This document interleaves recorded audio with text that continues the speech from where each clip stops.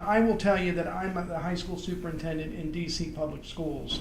And the way that I was introduced to this initiative was with your booklet and pamphlet on my desk left one afternoon by the Chancellor of DC Public Schools with a post-it that read, "David, you will represent me at this event." So that was how I was introduced to the Yale Initiative. And I will share with you, one on a personal note, thank you to Jim and to the team that invited me here. I never thought in my wildest dreams as a kid from Baltimore City I'd end up at Yale. I've been posting selfies from the library, the classrooms, the cafeteria, everywhere, the Shake Shack.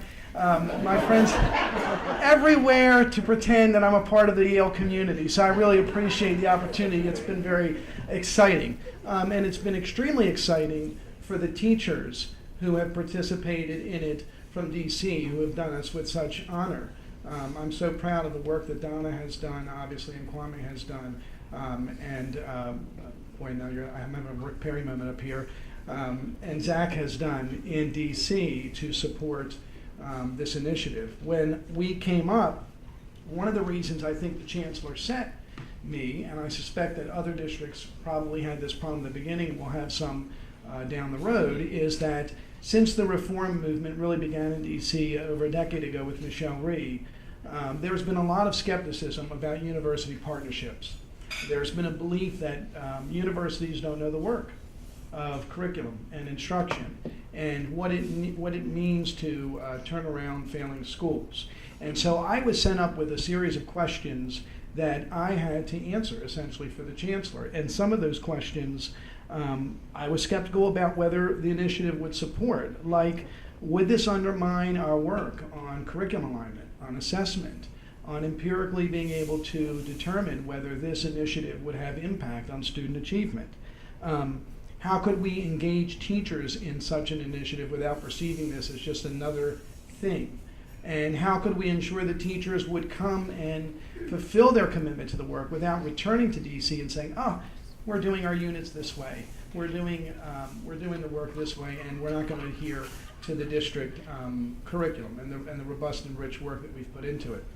And I can tell you that in the experience that I had, there were two things that really stood out to me. The first is that when I watched the teachers present their units yesterday, I realized that not only did they have ownership of those units, but they had put incredible amounts of work to ensure that the content was rich and that it was aligned to their standards. I was looking at their units to see it was aligned to their standards, and they had really done the units with the fidelity that their district expected, but also had learned such rich and compelling information from the professors at their local and national institutes.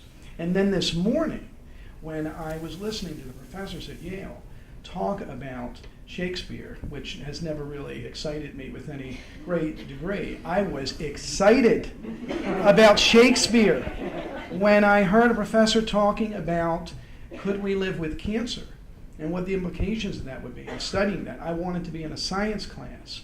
When I heard the teacher talking about movies and adaptations, I was absolutely excited. And then as a social studies teacher, you're hearing about race and the number, and then of course the little numbers and the big numbers. What I was fascinated was not only in the depth of knowledge around those incredible professors, but in all of those areas that are very uniquely scary to kids. I wanted to engage with these wonderful Yale professors. And things that I would push Jim and the team to do as I was thinking about that being a high school superintendent and loving content and loving teaching is to make us part of the units. I would love to help you write one of those units. In all honesty, what was really exciting about it, just talking to the teachers at DC, was this is not indifferent to the work of reform. This is about empowering educators to design and learn their content in such ways from professors who've written the books, who have done the research, that they can enhance their curriculum units.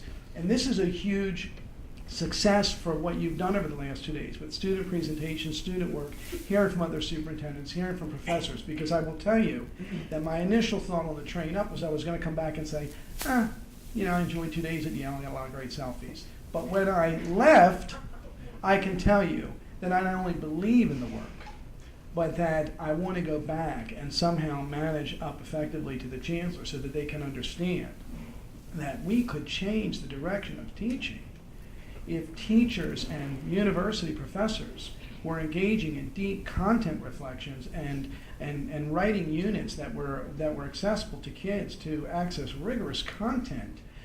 Many of the teachers in our district in DC, and then I'll end on this note, water down the content in such a way that you go in and you say, wow, how are they in any way going to compete with kids across the international market with the depth of knowledge that our teachers are giving to the kids? And then I went into this repository of lessons that Yale has designed since 1978. How this has been out of DC in that entire time is an absolute abomination.